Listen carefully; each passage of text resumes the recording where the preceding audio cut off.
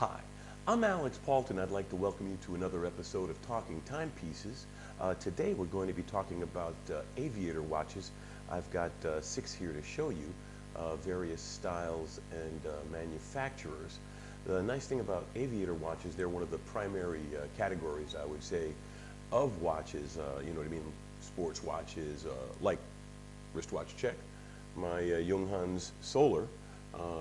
I've got it on a nylon NATO strap, actually a Zulu. I always cut the extra strap off. And for example, this is a sports watch that's 10 bar water resistant, solar powered, and it's got an alarm function, which I use to track a second time zone, the lower dial at the time in New York.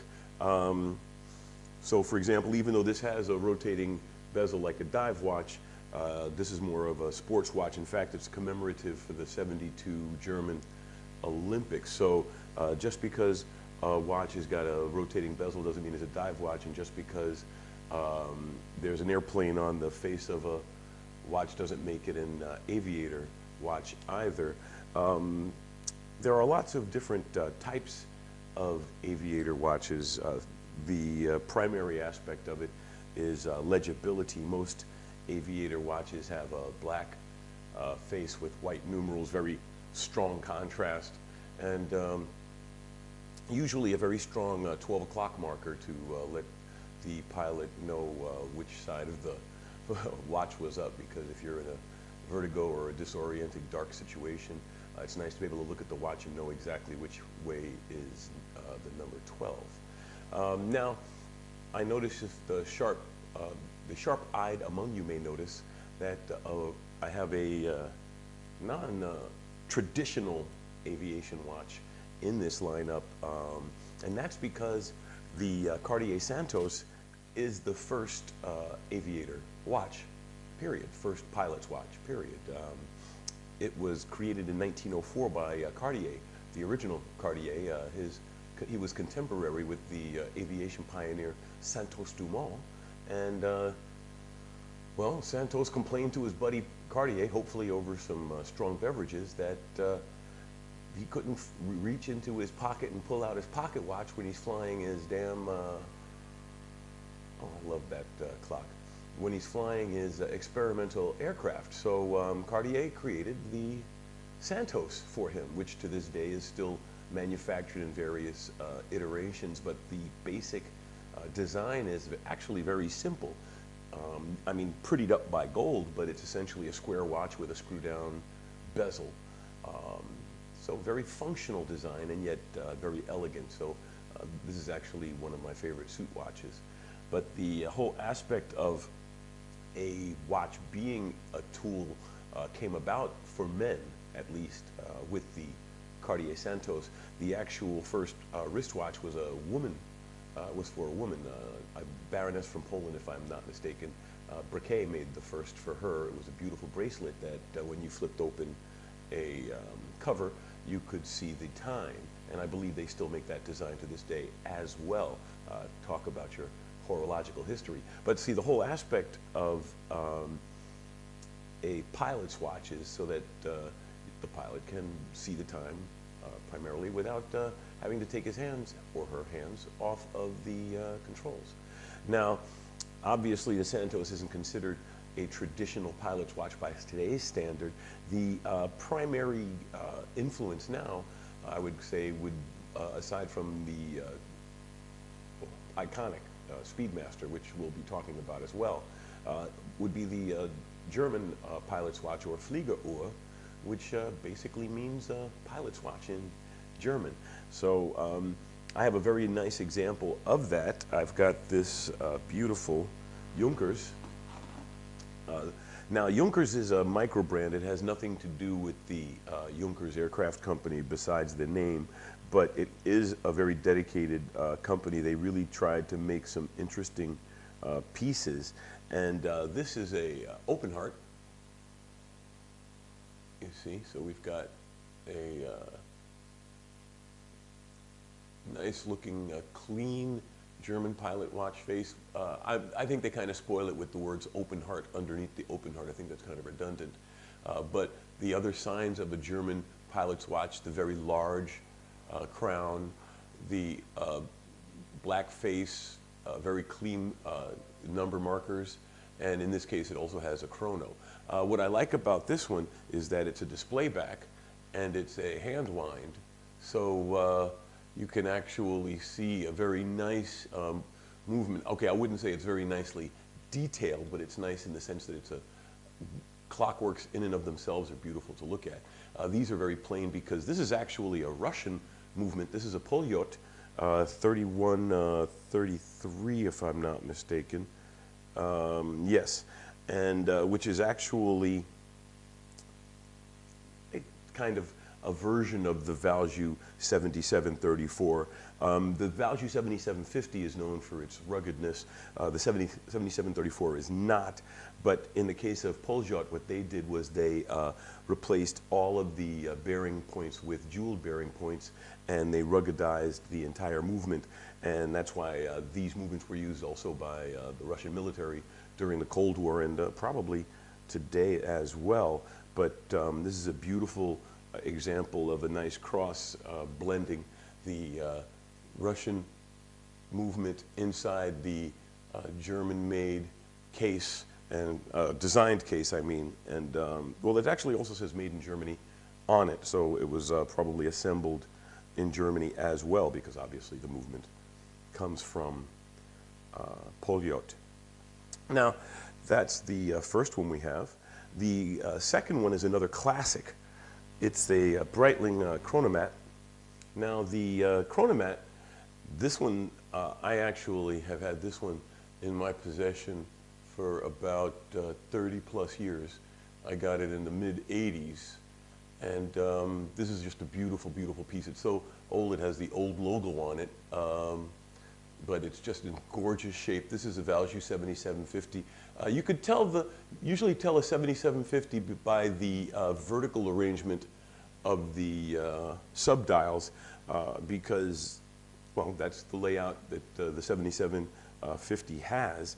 A lot of other watches have horizontal, whereas, in other words, the 3 subdials take up the bottom side of the watch as opposed to one side of the watch in a vertical lineup. So, but the beautiful part about this is it just has nice details as well on the back. If you could see, it's got a nice engraving on the back talking about aviation. It does have a rotating unidirectional bezel, but obviously not for diving, more for elapsed time measurement. And it does have a screw-down crown, and it's a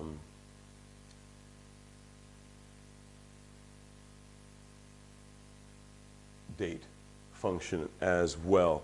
Now, this is a 40 millimeter. In the day, it was considered outlandishly large.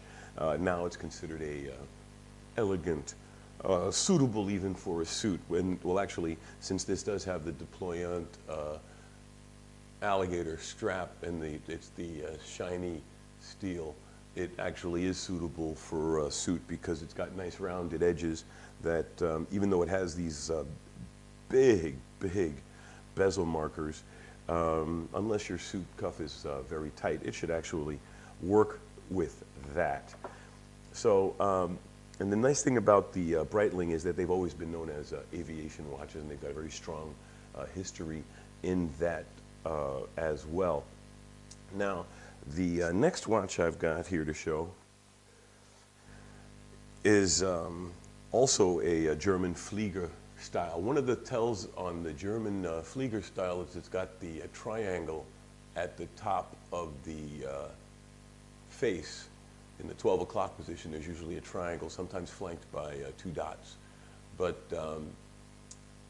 this is also a Valjoux 7750, but they say it's also anti-magnetic, which means they probably replaced the mainspring with a non-ferrous mainspring. This also has a weekday as well as date function, and of course the chrono function.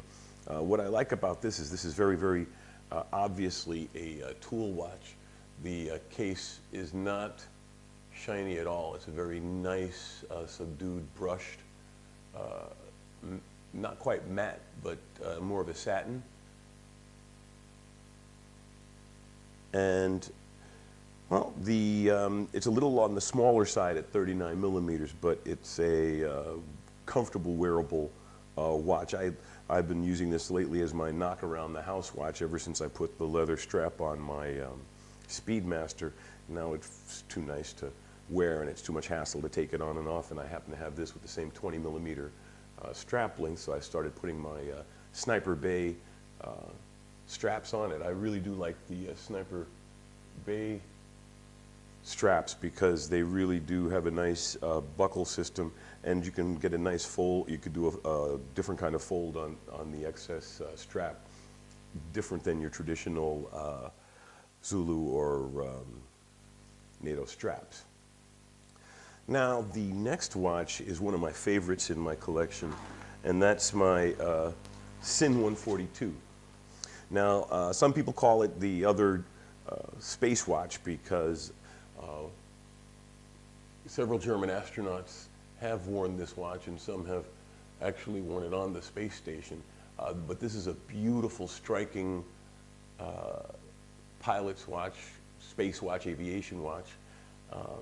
This one is plain back. They do have a version that has an engraving of the space shuttle on it, and talks about the astronaut that famously wore it up into space. If you ask me who, I'll be more than happy to post in the bottom. I could have done it here, but frankly I want to get some people to ask.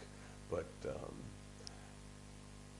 the nice thing about it is that it has also a very nice clasp mechanism. So even though it's a stamped steel folding clasp, you can adjust it very nicely. Also, if you notice in here, you see it's got detents that you can actually push your finger in and slide it back and forth to adjust. I mean, now, it's not like the Rolex clasp, but at the price point, you cannot beat this with a stick. Another thing I like about this is that it has the internal rotating bezel. So it does have, and it's bidirectional, but since it's controlled by a knob, it's very, very low chance that you could actually dislodge it once you set your mark point on it. And another thing I like about this watch is that like the Omega Polaris Quartz, the Omega Polaris automatic, which is only available in titanium, that one, and I'll do a show on that, that says a value 7750, but the Omega Polaris Quartz has the similar function to this, where, and even though this is, actually this movement is a Lamania, but they make really nice movements. If you notice, it's got the little airplane shaped pointer. That's the flying minute indicator on this, so the chrono, so you can just look at the face and see how many minutes have elapsed without trying to squint and see the subdials. I like that functionality as well, and I do also like the beautiful orange highlight or red highlights on the chrono pointers hands. So one of the things about this as well is that the Sinn, they went through a lot of trouble to also shock proof and shock prepare, I would say this. They put it on special plates and special buffers in the construction to make sure that it was shock absorbing and could handle a lot of punishment.